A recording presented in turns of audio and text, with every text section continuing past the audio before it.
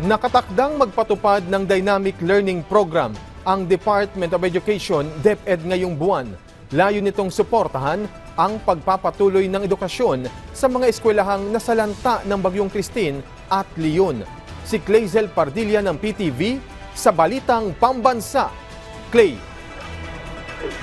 Alan, puspuso ng Department of Education para habulin ang mga klasyeng nawala dulot ng mga nagdaang kalamidad.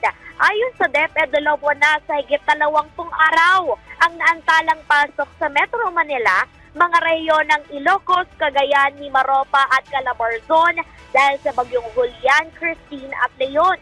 Dahil dyan, pinayagan ng DepEd ang pagsasagawa ng make-up classes. Magde-deploy ng Dynamic Learning Program ang ahensya ngayong buwan. Alinsunod sa direktiba ni Pangulong Ferdinand R. Marcos Jr., layo nitong ipagpatuloy ang edukasyon sa mga eskwelahang nasalanta ng bagyo at gawing resilient at adaptable ang learning practices sa kabila ng kalamidad o emergency. Alan, simple, targeted at adaptable ang mga ibibigay na learning material na nakafocus sa pagpapahusay sa pagsusulat, problem solving at critical thinking ng mga bata. Kasabay niya pinaghahandaan ng DepEd ang darating na program for International Student Assessment. Pandaigdigang pagsusuri ito na ginagawa para sukatin ang mga kasayanan o kasanayan at kaalaman ng mga 15 years old na mga estudyante sa buong mundo.